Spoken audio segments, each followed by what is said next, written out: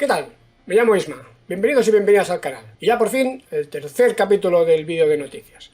Aquí vamos a tratar el tema de la miscelánea, vamos a tratar todo el tema de las misiones tripuladas y todo lo que está pasando en Starbase alrededor del sistema Starship Super Heavy. Y no solo en Starbase, sino también en Florida, ya sabéis. Así que venga, vamos a ello. Lift off.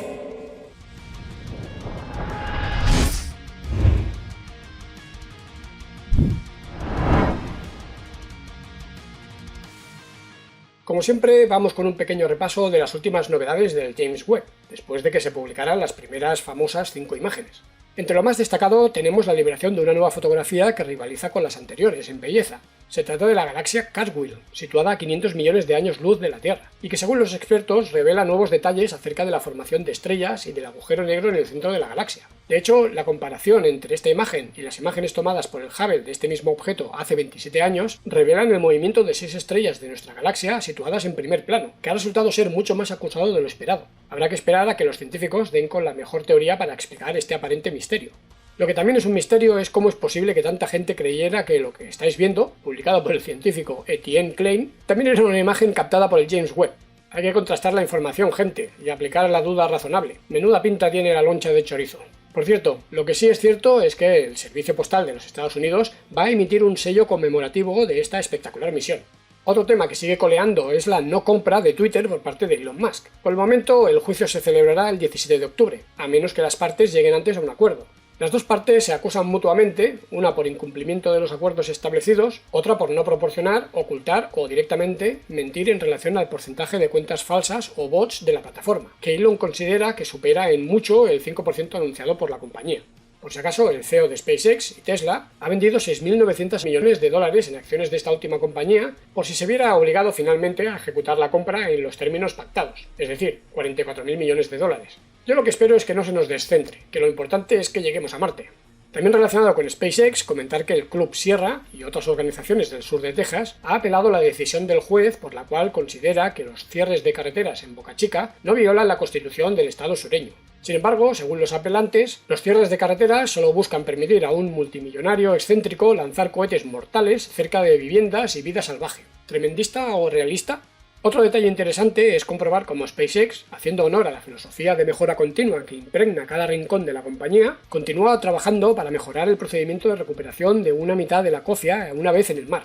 Los técnicos han estado practicando en Port Cañaveral la recogida mediante la grúa instalada en el barco de soporte con una red acoplada en el extremo. Incluso se ha modificado la forma en que uno de estos componentes es descargado desde el barco de soporte a tierra firme. Sin duda estas cosas llevan el sello de Elon. Y vamos con el carrusel. Se acerca el final de las sondas Voyager, lanzadas en los años 70. Las anomalías cada vez más continuas que están sufriendo hacen temer que lo peor puede llegar en cualquier momento, pero aún siguen vivas. Estudiantes suizos diseñan un hábitat impreso en 3D que cabe en la bodega de carga de la Starship. ¿Serán así las futuras casas de la primera colonia marciana? Después de 7 años de duro trabajo, Joe Barnard, entusiasta espacio trastornado, ha conseguido aterrizar verticalmente una maqueta del cohete al estilo del Falcon 9. Impresionante. Momentus ha conseguido desplegar más satélites de su remolcador Vigoride 3, lanzado en la misión Transporter 5 de SpaceX, entre ellos un lote de la compañía española Fossa Systems. Han estado de suerte. La sonda Lucy de la NASA, con destino a los asteroides troyanos de Júpiter, en concreto a 9 de ellos, ya que acaban de añadir un nuevo objetivo a la misión descubierto recientemente, consigue desplegar el panel solar encallado hasta entre 353 y 357 grados. Con esto parece que será suficiente para asegurar el éxito de la misión. Y hablando de Júpiter, la sonda Juno nos envía nuevas imágenes del polo norte del gigante gaseoso. ¿No son alucinantes?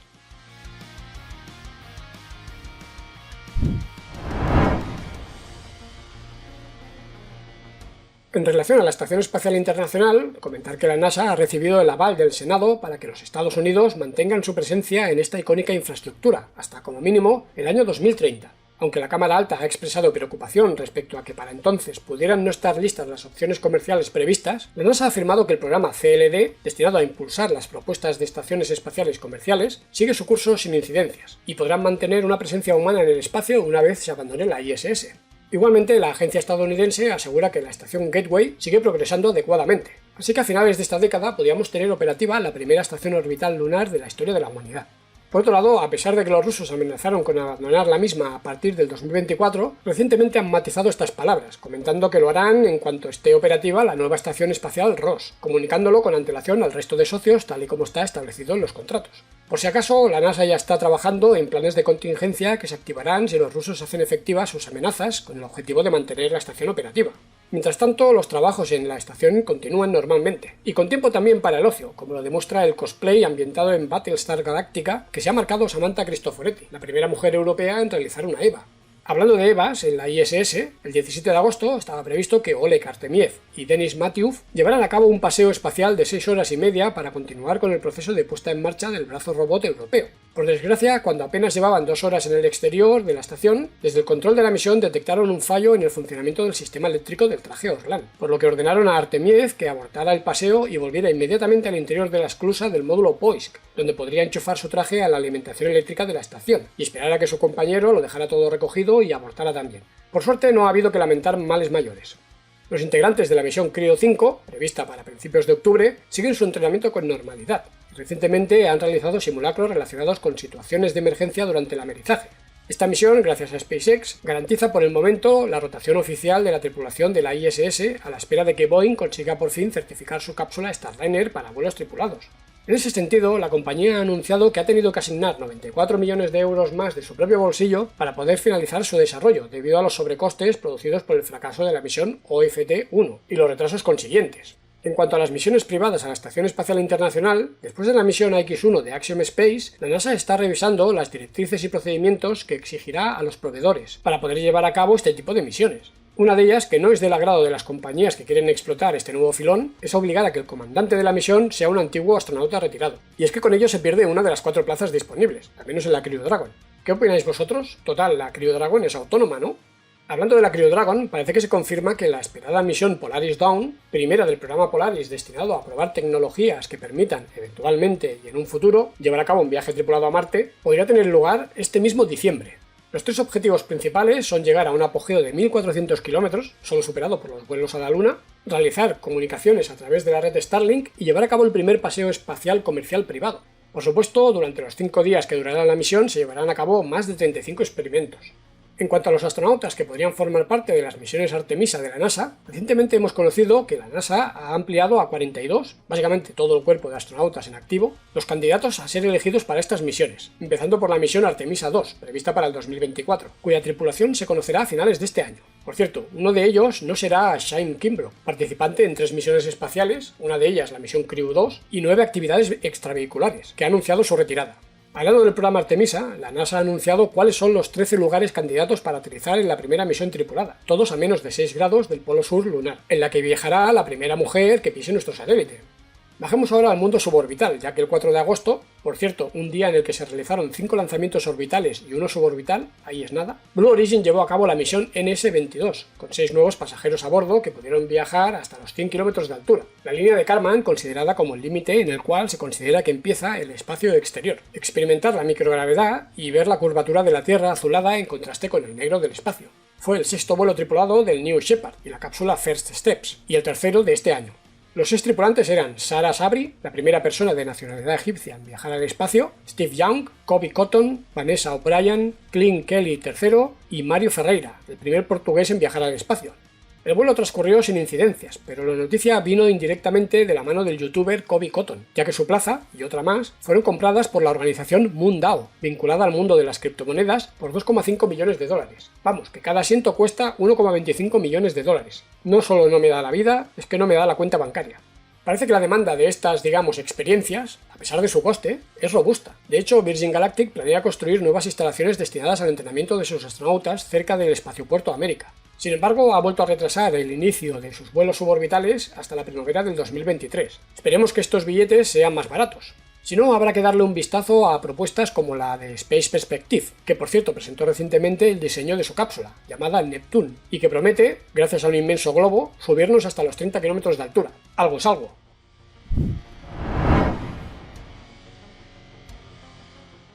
Mucha actividad y de importancia en Starbase desde el último vídeo de noticias, y es que han empezado los encendidos estáticos en los prototipos destinados a protagonizar el primer intento de vuelo orbital del sistema Starship Super Heavy al completo.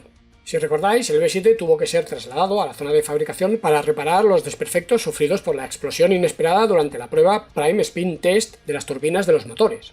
Pues bien, el 5 de agosto el B-7 fue trasladado de nuevo a la zona de lanzamiento una vez que los técnicos inspeccionaron y repararon el prototipo. Esta vez el vehículo solo equipaba a los 20 motores Raptor 2 del anillo exterior, que no pueden modificar su orientación, y que auguraba una campaña de pruebas, digamos, de alcance modesto. Como curiosidad, ese mismo día el V7 no pudo colocarse en la plataforma de lanzamiento debido a que los chopsticks, palillos chinos, sufrieron una rotura de uno de los pistones hidráulicos con pérdida de fluido incluida. Pero tranquilos, en estos momentos los técnicos de la compañía ya han reparado el mecanismo que vuelve a funcionar normalmente. Como no había tiempo que perder, en su lugar, al día siguiente, la grúa LR11000 fue la encargada de llevar a cabo esa maniobra, tal y como se hacía antiguamente. Al día siguiente, el 8 de agosto, se llevaba a cabo, esta vez con éxito y sin detonaciones inesperadas, las dos primeras pruebas Prime Spin Test del V7, en este caso ambas del mismo motor. En paralelo, el mismo día, también el S24 era sometido al mismo tipo de pruebas, también aparentemente con éxito.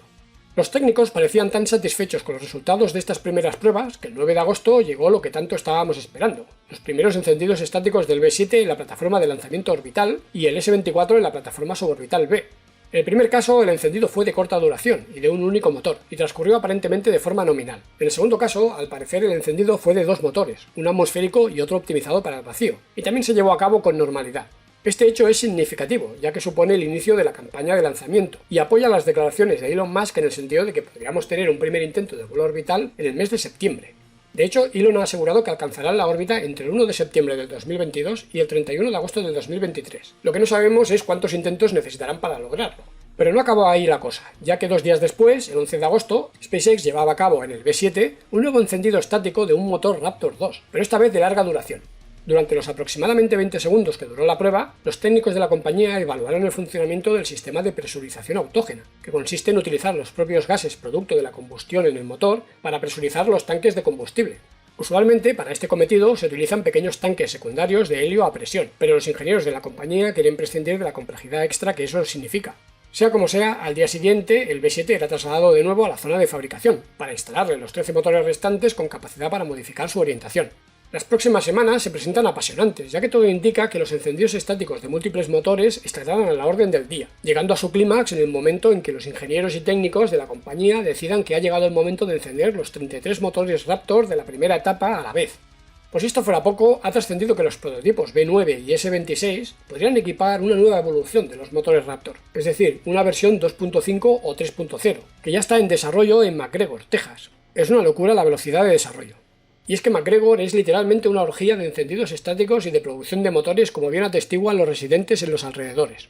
Por otro lado, en Florida, tanto en las instalaciones de Rover Road como en la rampa LC-39A, los trabajos de construcción de las infraestructuras relacionadas con el sistema Starship Super Heavy siguen a un ritmo endiablado. En la histórica rampa de lanzamiento, el quinto y sexto segmentos de la torre de integración, prácticamente un clon de la que vemos en Starbase, han sido ya apilados en la misma. Solo quedan dos segmentos de este tipo más la parte superior, que consiste en dos estructuras más pequeñas y que están prácticamente listos en Rover Road para su transporte y ensamblaje. De hecho, en la zona de fabricación pueden verse también los nuevos chopsticks, que aparentemente son algo más cortos que los instalados en Starbase, lo que podría significar que SpaceX no planea utilizarlos para cazar al vuelo ni el Super Heavy ni la Starship, seguramente debido a las reticencias de la NASA, que teme que un accidente deje inhabilitada la rampa de lanzamiento actual desde donde despegan las misiones tripuladas y de carga a la ISS. Hay que tener en cuenta que SpaceX no tiene en propiedad dicha rampa, sino que pertenece a la agencia estadounidense. En cuanto a las demás infraestructuras, crecen a un ritmo brutal, como puede observarse en la nueva megafábrica, equivalente a la Star Factory en Boca Chica, y en los cimientos del nuevo Mega Bay. Y por si todo esto os pareciera poca cosa, hemos sabido que SpaceX tiene la intención de comprar unos terrenos adyacentes que, atención, triplicaría la actual superficie de estas instalaciones. Una locura. En cuanto a las infraestructuras en Starbase, el Mega Bay puede darse prácticamente por finalizado, y la nueva fábrica Star Factory sigue avanzando a muy buen ritmo. Otro movimiento interesante que hemos visto es la instalación de actuadores en los palillos chinos, destinados a accionar los mecanismos destinados a cazar al vuelo el Super Heavy. Y es que a medida que se acerca el lanzamiento, más incertidumbres y esperanzas hay sobre el mismo. Por un lado, la mejora de los chopsticks podría indicar que ya en el primer vuelo, SpaceX estaría planeando intentar un aterrizaje en la propia plataforma de lanzamiento, lo que sería impresionante. También, ya sabéis, es posible que se intente poner en órbita algún satélite Starlink de nueva generación mediante el sistema de dispensación tipo pez, que ya comentamos en vídeos anteriores. Lo que parece inalterado es el plan de aterrizar la segunda etapa sobre el Océano Pacífico al norte del archipiélago de Hawái, cerca de la isla de Kauai. Esperemos que este final del 2022 nos depare el estreno de 2 nuevos lanzadores superpesados, lo cual sería épico, además de la reaparición del Falcon Heavy. Y si en los inmediatos meses la cosa está interesante y promete emociones fuertes, no digamos ya cuando fijamos la vista un poco más allá, con la vuelta de la humanidad a la Luna, las nuevas estaciones comerciales, la estación Gateway alrededor de la Luna o la conquista de Marte. Y hablando de Marte, Elon Musk ha vuelto a anunciar su deseo de que en 20 años habrá una colonia autosuficiente en Marte. Ay, Elon, los plazos no son tu fuerte, pero oye, me gusta cómo piensas.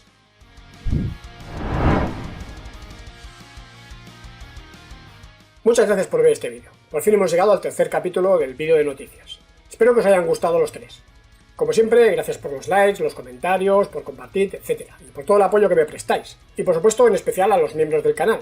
Y aún más especialmente a los Space Stormers, que paso a saludarlos individualmente, leyéndolo como siempre, para ir más rápido. Brightag8472, Paul Anderson PC, DJ Esmeral, Damián Roces, Germán Domínguez, Prometeos 38, Alonso 602, Moisés, Elías González Galán, G. Caldero, Sergio González y Gilberto García. Muchas gracias a todos. Adiós.